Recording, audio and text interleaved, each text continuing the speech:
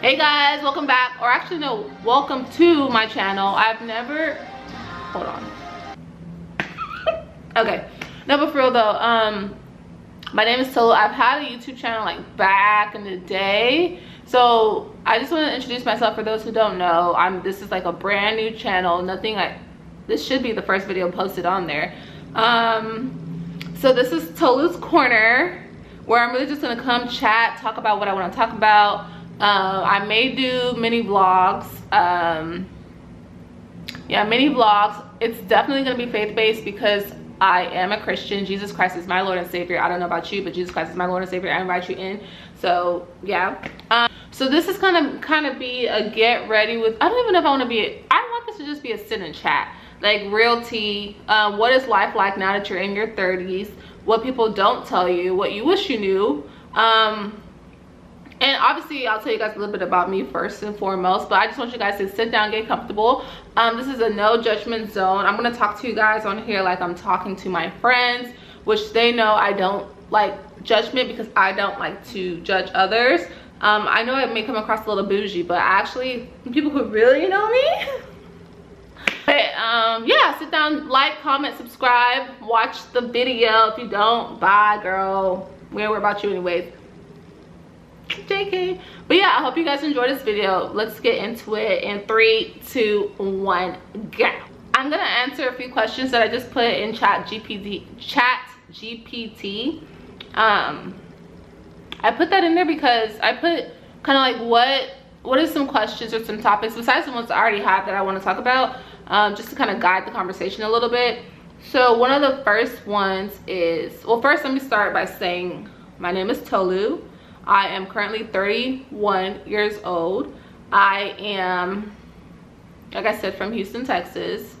Nigerian descent. You're about to be exact. Well, I don't want to say Yoruba because I'm also Yoruba and Shakiri, but what else? I dabble in a lot of things. I am someone who grew up having a lot of desires to try things and like putting my best foot forward and trying them. So I was really into dance growing up. I started off in ballet and then obviously tried out for dance teams as I went on. I think, excuse me, for 1 year I did move to cheer. Didn't like it. It was too rigid. Went back to dance. Briefly played volleyball in there. Volleyball, I feel like that's what my dad liked the best because he used to come to my practices. But yeah, I was someone who, like, if I really wanted to try it, I would work hard for it. Like, there was a time I was going to 2-a-days with my brother, God bless his soul. When he was going to his 2-a-days football, we would go to the school in the summer times. I'll be trying to work out to get ready for volleyball, like that type of thing. But yeah, so let me just go ahead and you'll learn more about me as I go. I am in the health professions. I should just say, should I say? I'm in the health professions. What else? You'll just find out. I feel like if you watch my vlogs, you'll find out kind of like what I do. Obviously I can't show when you're in health professions like everything you do, but you'll find out. But yeah, so question number 1. How has your outlook on life changed since turning 30?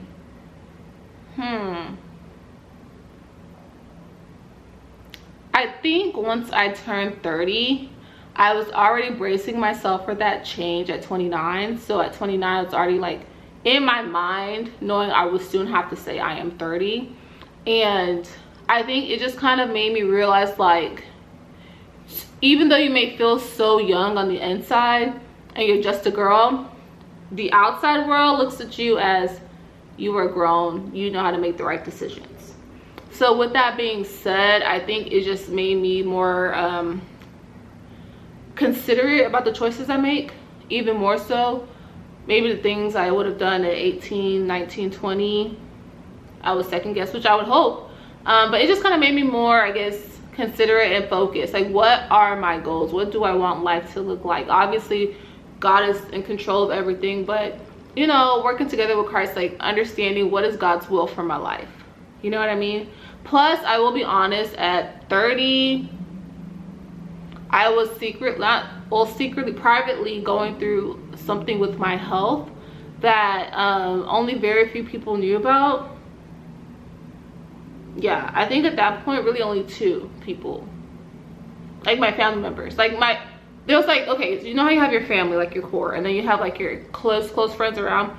So my close friends knew about the first health condition thing, but then the second one that tried to develop, we thank God for healing, I think only told my family because I was so devastated by it. But yeah, I think it made me want to, like, I was so hyper focused on like, God, I just want, like, we're not gonna cry, but I was just so hyper focused on getting better. And to be fair, nothing else really mattered as much as that. Like, no guy, no nothing, none of that really mattered as much. I just wanted, because, and the thing is, it was hard because I didn't tell anyone. I didn't really tell anyone besides like who in my family already knew. So it was hard to try to like navigate that, because I didn't want to tell anyone, because I didn't want to give life to it. And I was trying to speak life over myself. And you know, sometimes when you open up and tell other people, you're giving a platform for people to give you their opinions, even if they're unsolicited.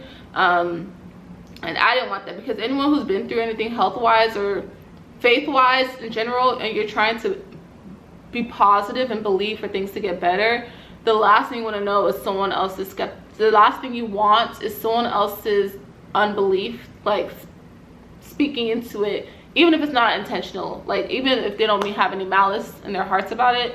But you know what I mean, because you don't want those seeds to be planted in your own mind. And so yeah, so I think at 30 I was just more so hyper focused on like, I was more considerate of the choices I made, and more hyper focused on like getting better health wise.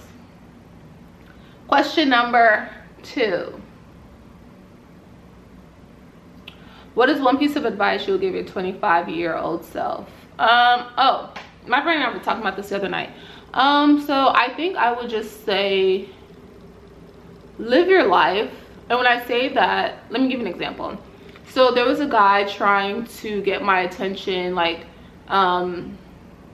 he was what, 27, I believe, and he came into town because he doesn't live here.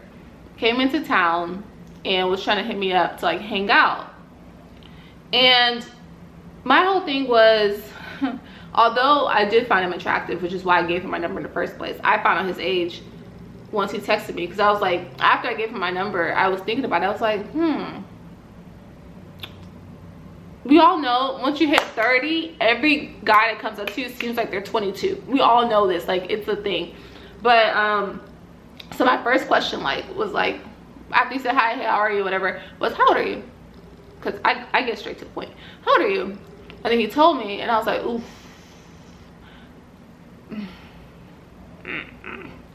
Only, I think what it was for me is because I have a sister that age, and so in my mind I'm like, you would do great with my sister. Like, what? Like, you know what I'm saying? Like, I was like, maybe I should put you on my sister. I had made that little comment, like a little jokey joke, because I'm like, y'all are the same age, y'all will probably hit it off, you know. But anyways, he came into town and was wanting to hang out, and my response to him, because like the first day, you know, I can try to beat around the bush because I didn't want to hurt his feelings. You know, you don't know someone that well, and you know that you are or can be a pretty direct person, you learn to watch how you relay your message. Because even though you have the best intentions, you don't mean anything by it. People don't know you like that. So yeah, I think so. Basically, I say all that to say, like, I think the second day when he tried, I was just like, I remember laying on this couch and I was like, I said, I think you should, this is via text, I was like, on second thought, I think you should forget about me, go out, have fun. Because I don't think I'm a good, what did I say? I didn't say candidate, but I said something along the lines like, we don't want the same things, right? Because one thing about me, I don't want to encourage any guy to stay at home and be with a girl at 26, 27, maybe even 28. Not gonna lie to you, personally. And maybe it's because at that age I was in a relationship, and so, and I always would like allude to my person how like, dang, I didn't really date around, blah blah blah blah blah blah blah. Even when I was in a great relationship, people thought we were great, like, but, and we were. I think because I felt like I didn't date around, and I know that feeling where it's like you're super happy with what you have at home, but there's this small little portion of you that's like, you know. So yeah, I just wanted him to go out and have fun, and that would be my advice for anyone who's 25, 26, whatever. Go out, have fun, enjoy your life. Like, obviously with reason, make responsible decisions, because you will have to be accountable for those decisions for your life, but enjoy yourself. Like, if you can be single and like mingle with reason, I definitely recommend. So yeah. Question number 3. Excuse me. Oh, this is a question I have for myself. How do you deal with burnout? No, let's rephrase that. Actually, let's say, how do you deal with feeling unmotivated? So now we're in our 30s. When you were in college, you know, we all had like friends who were right there. We had access to everybody because we all lived in the dorms, lived in the apartments next to each other. Now that we're in our 30s, everyone lives in different cities. Basically, your support system may not always be right there next to you, you know. I think one way that I try to do that is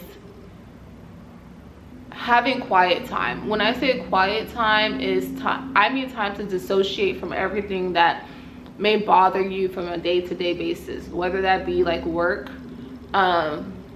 finances, relationships. Just dissociate for a second, because that lack of unmotivation sometimes is coming from it's coming from a place of like, there's too much going on and I don't know where to start, so I'm not going to start anything because I don't know where to start. So I think for me personally is to just dissociate for a second. That might sound weird, but let me explain. Yeah, just have a quiet time. But secondly, just in those like moments where you feel overwhelmed, or like, even if you don't feel overwhelmed, there's just times where you just feel so indifferent, so blah. I think I'm always just like, God help me, like those 3 words. Yeah, 3 words. I think I just say, God help me, because, and I find myself doing that a lot these days, I'm not gonna lie to you, because I realized that I do feel unmotivated sometimes because I've been such a goal-oriented person that now, especially once you get to the point where you feel like you've started attaining, or you've attained or accomplished those goals, you're like, okay, what's next? Like, you know what I mean? Like, my friend the other day, he was asking me yesterday, he was like, oh, because like he saw my camera and stuff, and I was like, yeah, I just want a creative outlet, I want a place to express myself. Like, and I do think that that's a form of therapy. So I would just say, like, I guess my bottom line, my answer would be like prayer, God help me. And when I say prayer, just in those moments, doesn't mean like be on your knees and pray, because you know that's not always feasible in every moment of life, but just saying, God help me, those 3 words, like God, and then like talk to him, talk through your thoughts with him. Sometimes if you have to put earpods in, act like you're listening to music, just talk through it. Or, and then also like finding what am I trying to say, finding events or moments that you look forward to, like trying to create those. So I think if you create moments to look forward to, it does help to be a little bit motivated. But yeah, in your 30s you realize you really have to motivate yourself. So I really am hoping that in this journey, not only can I motivate you, but you guys can motivate me. Next question, I'm only gonna do 5 because yeah, actually forget these questions.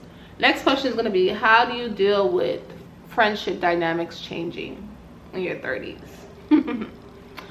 So I think every woman and man, but I'm gonna speak from a woman's perspective, by the time you hit 30, you have 9 times out of 10, experienced some sort of changes in friendship dynamics that can be a bit unsettling, or maybe you're still trying to figure out how to process it, or you may be in a phase of like, you know, this person's not that, it's not aligned with you anymore, but you don't know how to disengage.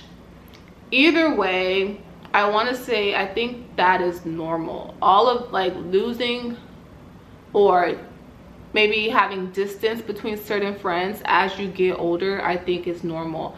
It's a harsh reality, but it's very much so normal, because one, a lot of times a lot of our friends we have growing up were due to proximity, and then from proximity it's like things in common. Then you're also going to realize some of those friends you've gained along the way were due to trauma bonding. Like maybe, sorry, was due to trauma bonding. Maybe you found like both of you and that girl, or you and that person were going through similar things at that time, which made y'all super close, and then y'all try to build a friendship on that. But either way, sometimes once that person or one of the two people heal from that trauma, they're not the same person. So like, if I've gone through something and you've gone through something and we became friends off the base of we went through the same thing, but now I've taken the time to and the work to heal from that, it's kind of, we're not in the same space anymore, because now my mind set has shifted, and yet you may still be working through that, which is perfectly okay, but then that may be where the distance starts to grow there. But I think I'm gonna say welcome the changes in friendship dynamics, but yeah, in a sense welcome it, only because I know it's hard. I've gone through many I'm not boosted, I've gone through quite a few. I can say at least a cool 5, maybe 4, like friends that at one point I was like, these were gonna be my bridesmaids, baby, like we are locked in, but honey, we were not locked in. Or it's something where I always knew that they weren't meant to go all the way with me, but I was trying to keep them there because of like our comfort level, like our families are tied, like they know each other, like, you know, stuff like that, where we know that we're two completely different people. Like I remember I went on this one, how do I say this, I went on this one girl's birthday trip, an ex super close best friend, well, what I would consider, I never liked the term best friend. You're rarely gonna see me refer to anyone as a best friend, but you can say, and everyone would have perceived her as Tulu's really good friend. So it was just one of those things where I knew, like, we would always get we handle conflict differently. Like I'm someone where it's like, let's talk about it and let's work through it. She was someone who would like get quiet and create distance. And for years, since we were kids and stuff, because I don't know, maybe it's the directness that I have, or I don't know, I've always been kind of taught to like deal with the conflict head on instead of passively. And so the older we got, I think I had a shorter patience for that, where, okay, let's say I'm used to now you don't want to talk about it because I know you now, I know that's not what you do, fine. But when it got to the point where instead of talking to me about it, you're telling other people who are close to me, come on, some people aren't using their noggins, who are close to me, and they're bringing it back, like your tolerance for it becomes super low. And I think that's also because I like to consider myself such a loyal person that even if I have a fallout with you, or like you and I aren't really jiving, my last resort is like, I don't know, I don't think I can ever recall a time in my life where I went and told everybody else and not you. Like, do I want a solution or not? Like, why would I tell everybody else and not you, you know? So yeah, I mean, now I feel like it is what it is. To be real, I think I found out like a year ago. Was it a year ago? Sometime, maybe like a year ago. So I randomly saw she unfollowed me, and she unfollowed me on Instagram. I was like, whoa. Don't shoot. I was like, whoa, because I was like, okay, girl, the girls is mad, what's tea? But it got to the point where we don't even hang out like that anymore, girl. It's fine. But I was like, you should have removed me as a friend too. Like, don't play. Ain't nobody your fan around here, okay? But yeah, and I feel like if she should know me, I think what she was used to is me chasing her. Like, oh, like, what's wrong? Like, you know? And she would even say, like, whenever we got back close, like, Tulu, you're like the only friend that, like, I know that I can tell you these certain things, like, again, after I push it and pull it out of her, but I can tell you these certain things, and like, you're not gonna misconstrue them or blah blah blah. Yes, but I do feel like for someone you've known since childhood to just randomly unfollow you one day, I remember I was just like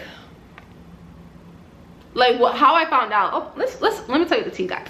How I found out was I was scrolling on Instagram, and then I saw that she commented on someone that I follow as well as picture. I'm like, oh shoot, I haven't spoken to a girl in like a minute. We were on the, me and her were still cool, me and said friend were still cool, but it was like a thing where I would only speak, like we would only speak if we saw each other at events, like, oh hey girl, blah blah blah blah, like that type of thing. Like no beef. Even I think the beginning of that year, I randomly sent her a text, excuse me, like January or something, like, hey, just wanted to know, like, there's no beef. It's just because out of our dynamic, I was always the one to confront things. So I was like, let me just talk about it because I know that she's not going to talk about it. And she's like, oh, yeah, I'm so happy you text me. Like, yeah, because the time before that, I saw her at someone's baby shower.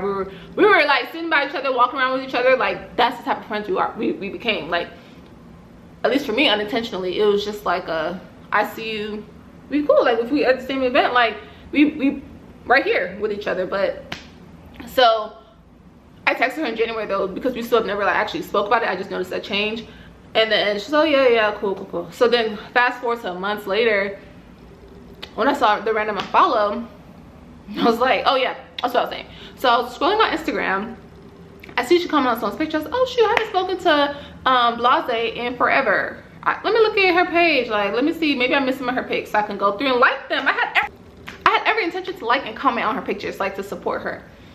Just to find out, I forgot, I think it said like, I don't know what made me like check, but something, my spirit just like, just check if she follows you first before you go and be. I checked. My username wasn't there anymore. My username was gone. So, I mean, I was like, oh, am I still following her? And I was. And I was like, oh, so you couldn't even remove follower? Okay, weirdo. You're now a weirdo to me. So, unfollow. Yeah, that was it. And I wasn't going to chase her.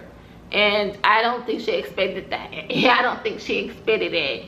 But, yeah, no, I don't think she expected that because, yeah. Saw her at someone's wedding. Said hi to the siblings. I don't got beef with them. I don't got beef with you. You just want to create, as I call it, imaginary beef. I'm not beefing with nobody except my enemies in the spiritual realm. JK, not really, because they could see me. Yeah, I don't have no beef with her. So I was like, okay, if you don't want to follow me, cool, but sweetheart, mind you, I was following every one of her pages. Every business she tried to start, she started, like, there was like 3 of them. I was following all of them like a good friend should. Helps you cool when you can sense their intentions are bad. And more so, people like that friend in particular, people have been telling me since we were kids, like, are you sure that's your friend? Like, yes, they will put us as being close friends, but then there were always people coming up to me like, Tolu, are you sure that's your friend? And yeah, I never want to say anyone is jealous of anyone, like, but it got to the point, I mean, I don't know, I just be feeling like I'm just Tolu. Like, I really just feel like I exist in my space. Like, I'm not trying to bother anyone. I'm by no means perfect, but, and if I rubbed you the wrong way, I apologize. Like, please tell me. But like, the stuff will be mad weird. It will just be mad weird. Like, it was just too much. Like, I won't even say, actually, let's say example. It was just mad weird. It was mad weird. It was mad weird. I don't even know if I want to go into that, but yeah, it's like I saw the signs, but I didn't want to believe them because we had such a tenure of friendship that, and we had great times in between, obviously, for me to still be her friend. Like, there was things we bonded on, but yeah, it sucks. But if God is changing or allowing friends to remove themselves, like they're removing themselves, I would say don't chase it.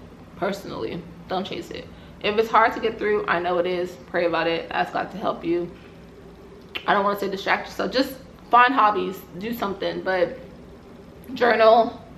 Maybe if that's the friend you used to run and call, journal. Find another friend you can confide in, or family member. But yeah, it's gonna be okay. It gets better. Like, you see how I'm talking about it right now? I am proof that it will get better. And one last question is,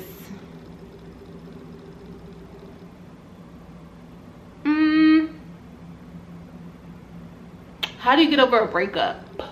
When I say a breakup, I'm talking about people who you probably or someone you probably thought you were going to marry. How do I do it? How have I done it? I'm trying to put myself back in that space. I think, well, it depends how y'all broke up. If it's like y'all broke up on mutual terms, or you broke up like no beef, like there was no like y'all were cheating on each other, like no toxic stuff, I do sometimes think that those are, I can see how that would be harder. Like, for me personally, that was my case. Like, we didn't have any like big, like, it was, I think honestly for us it was probably the distance, that really killed it, like, or put fatigue on the relationship. And just because we were both kind of chasing our career paths, or more so at that time him, it's just the distance. Like, I think we started to not bring out the best in each other. Like, I don't know if I can go, like, I can see, like, so I would say those are harder. But how would you get over a breakup when someone hurt you? I feel like I was more hurt by a talking stage, to be real. And I saw how, like, I don't say like I could be, but like, no, like, actually don't play with me. Like, like, actually don't play with me. Are you nuts? Like, yeah, no. So I feel you, girl. I would just say talk it out, release it, talk about it as much as you need to talk about it to release it. Because one day you're gonna laugh at it, you know what I'm saying? Like, one day you're gonna laugh, one day you're gonna be like, wow, like, okay, like, he did his big one, okay, cool. And I don't want it to make you grow toxic yourself, but I think it's something you just realize, like, we probably were not aligned in that way for the long term, or maybe we were seasonal. Because let's be real, guys, like, everyone you date, 9 times out of 10, they're not your husband or wife, you know? So I think if it's someone who you see a lot of potential in and you want to work through it, I'm not one to judge. I would just say y'all actually make sure you forgive each other and forget. Because there's no point of, if you know you're not going to forget that thing that person did or said, personally, I don't see a point of trying to rekindle that. Because what are you going to do is, when that person, because no one is perfect, so when that person does something to trigger that memory is going to come up, and you're going to react in a certain way, like they just did it again, even if it's nothing close to it. But as long as that thing is triggered in you, so I would say, like, just talk about it and get through it. Like, don't idolize anything that wasn't meant for you. Like, if God has ordained y'all to be husband and wife, you will be husband and wife. No one can take that from you, okay? So at that point, it's key to make sure that you are locking in with God and hearing him when he's giving you directions of what to do.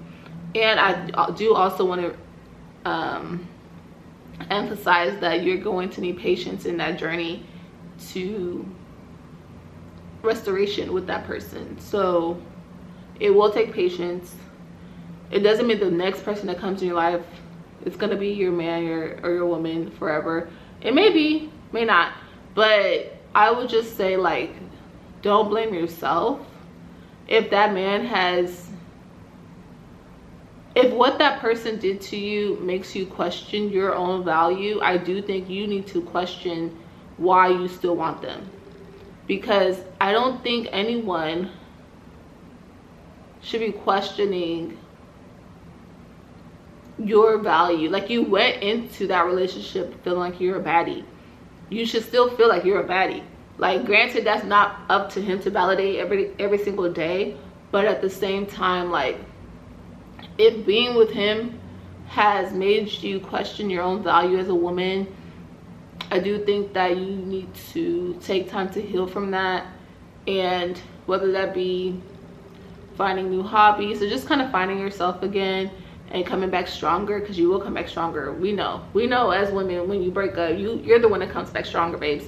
So, you know, just take time, and before you know it, it may take some months, may take some years, depending, but you're gonna come back stronger and look at that and be like, wow, like, I was losing sleep over him, I was crying over him, which is valid because we're humans, but you'll be okay. Just remember, you're gonna be okay. Well, that's all I have for you guys. Thank you guys for watching my first little video. Like, comment, and subscribe, and share. But there's no but. Yeah, like, comment, and subscribe. I love each of you guys a lot. I think, I don't know you guys personally, maybe I do. If I do, then yeah, I love you guys. If I don't, I will grow to love you. But love you guys. Have a great and blessed week, and know that Jesus loves you more. Mwah.